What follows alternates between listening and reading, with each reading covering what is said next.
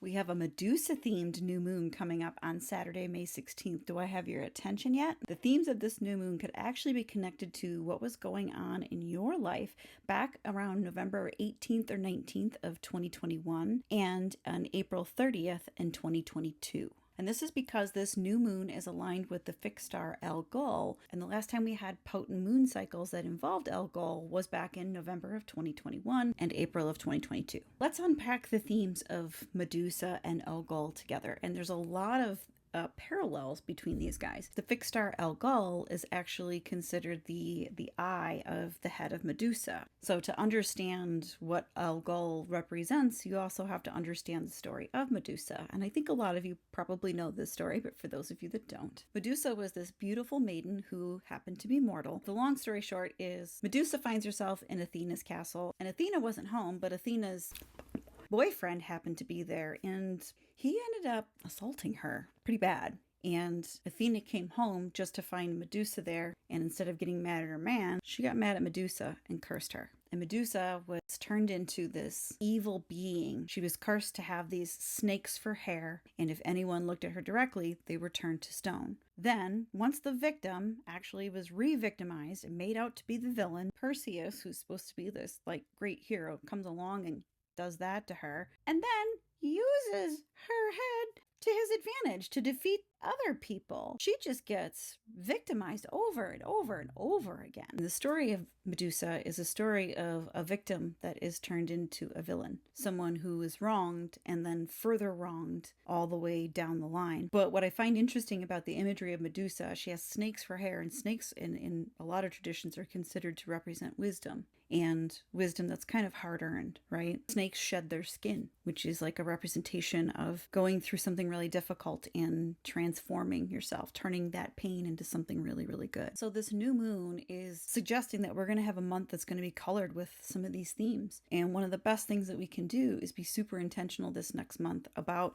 facing our fears and really looking at the shadows in our own psyche, especially when it comes to relationships and the role we play in relationships. This new moon is saying that for the next few weeks, we're all going to be looking at questions about our accountability in relationships. And are we making a judgment about a situation or a person based off of what we've been told might be something that isn't super true? The Sabian symbol for this new moon, actually, the Sabian symbol for this new moon at 25 degrees of Taurus, which is the 26th degree. The Sabian symbol for the 26th degree is a Spaniard serenading his señorita.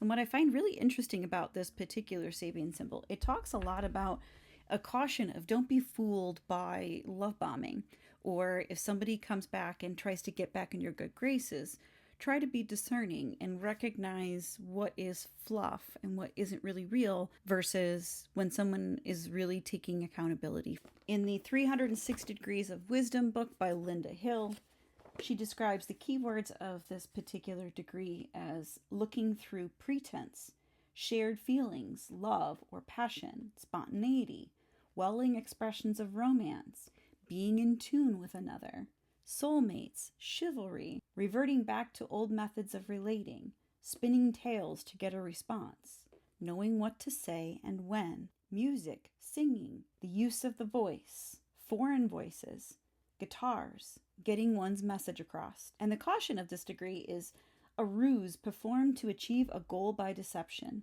lies, deceit, and propaganda, not believing messages given by loved ones, feeling like something is missing from a relationship, superficial judgments of how things should look or be, emotional manipulation, selfish agendas, things said merely to sway someone's feelings, empty promises or declarations, pouring out the heart onto deaf ears. So these are the things that we can keep in mind as we navigate our lives the next few weeks. I don't think it takes a genius to see how this could apply to our worldly stage, especially here in the United States with all of the file action going on, if you catch my drift. One of the best things that we can do over the next few weeks is to remember this advice from Medusa. Don't lose your head.